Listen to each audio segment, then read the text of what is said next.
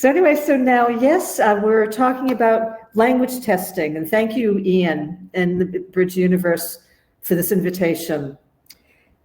It's been a very interesting career for me. 32 years ago, well, I came, first of all, to let you know, I came to Paris as an ESL teacher. So I was teaching English as a second language to French executives, and was actually, with this experience, in 32 years ago, if you think about it, there were no tests on the market available. We just had, Cambridge examinations, but we had no language placement tests, didn't exist. And so what happened, eventually I opened up my own language school and hired a whole bunch of great teachers. And what we did is we were working with a French bank. So one day I got a phone call from the training manager at the bank saying, Kathleen, can you come to the bank? We've hired a young man to work in the international department. On his resume, it's written that he is bilingual English and French. So I said, okay, went to the bank.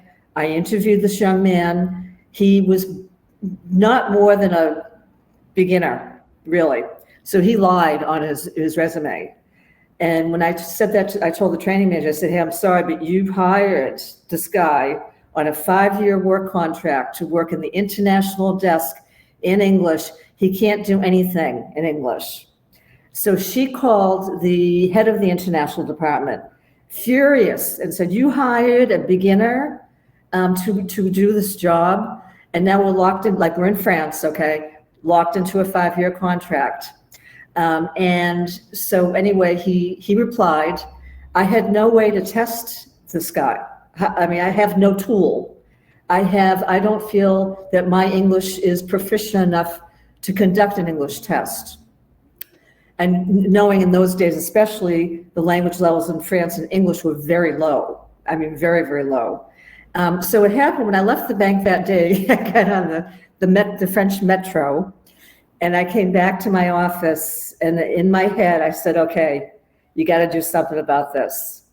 And so what I did is I worked with the American University in Paris a lot, quite a bit. They, in cooperation with a French multinational, and they let me use them as they're sort of like guinea pigs. So what we did, we chose a test from the UK, which is one of the only tests on the market, a paper test, the Oxford Placement Test. So what we did, we benchmarked Oxford Placement with our test that we actually had just put on a hard drive. This is no internet, we have no CD-ROM, and we're just pre-floppy disk. Okay, so this is ancient history. So what we did is we put it on a hard drive. American University had a small room where the test was loaded, as well as at a company called Bouygues. They make mobile phones now in France. And we tested several thousand people on the Bright English test, which I devised myself with help of others. Okay, I didn't do it completely on my own. Using my experience as a teacher, that's how I did it.